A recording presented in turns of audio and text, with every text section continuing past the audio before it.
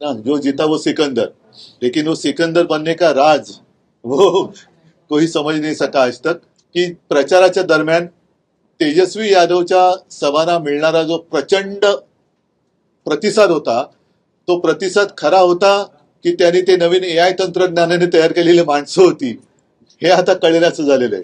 ज्यांच्या सभेला रिकाम्या खुर्च्या जास्त असतात, रिकाम्या खुर्च्यांची गर्दी असते, त्यांचं सरकार येतं, हे नवीन ह्या लोकशाहीतलं गणित हे कळण्याच्या पलीकडचं आहे. आपले कोण मुख्यमंत्री म्हणाले ना, जो जीता वो सिकंदर, लेकिन वो सिकंदर बनने का राज वो कोई समझ नहीं सका आज तक. जे जिंकले त्यांचं अभिनंदन आहे. एका गोष्टीचं मला नवल वाटतंय की प्रचाराच्या दरम्यान तेजस्वी यादवच्या सभांना मिळणारा जो प्रचंड प्रतिसाद होता तो प्रतिसाद खरा होता की त्यांनी ते नवीन AI तंत्रज्ञानाने तयार केलेली माणसं होती हे आता कळण्याचं झालेलं आहे. म्हणजे ज्यांच्या सभेला अलोट गर्दी होते त्याचं सरकार न येता ज्यांच्या सभेला रिकाम्या खुर्च्या जास्त असतात, रिकाम्या खुर्च्यांची गर्दी असते, त्यांचं सरकार येतं, हे नवीन ह्या लोकशाहीतलं गणित हे कळण्याच्या पलीकडचं आहे.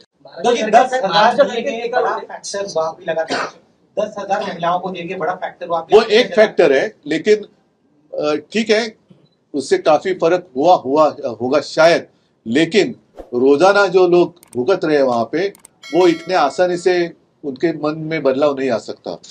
तो ठीक है, अभी जो जीता हुई सिकंदर तो ठीक है.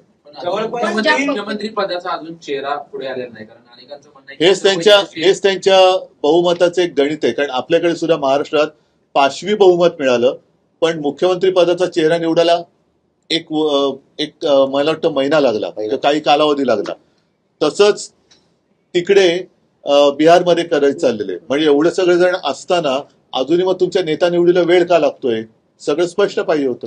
6 नोव्हेंबरला जेव्हा निवडणूक आयोगाने जी पत्रकार परिषद घेतली होती त्यावेळी त्याने 7,42,00,000 मतदार आहेत म्हणून सांगितलं.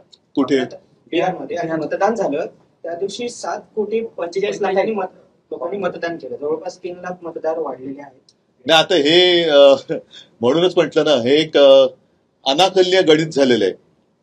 अनाकलनीय गणित आहे. आता त्यावेळेला जो एक मुद्दा उचलला गेला होता की 65 लाख मतदारांची नावं मतदार यादीतनं गाळली, ती घेतली गेली परत की नाही घेतली गेली हे काहीच कळायला मार्ग नाहीये. अनेकदा इथे सुद्धा महाराष्ट्रामध्ये आम्ही मुंबईमध्ये सर्व पक्षांनी मिळून मोठा मोर्चा काढला. त्याच्यात दुबार मतदार नोंदणी झालेली आहे, अनेक ठिकाणी बोगस पत्ते दिले गेलेले आहेत. त्याच्याबद्दल कुठेही निवडणूक आयोग काही बोलायला तयार नाही, काही करायला तयार नाही, धिम्म बसलेला आहे. आणि अशा परिस्थितीत जे काय चाललंय त्याला लोकशाही मानायचं का हा विषय. आमच्या निवडणुकीला काही विरोध नाहीये, कारण निवडणुका ही लोकशाहीचा जीव आहे. पण त्या आत्म्यावरतीच, त्या जीवावरतीच जर का अशा पद्धतीने घाला घातला जात असेल आणि त्यातली पारदर्शकता निघून जात असेल तर त्याला लोकशाही म्हणायचं.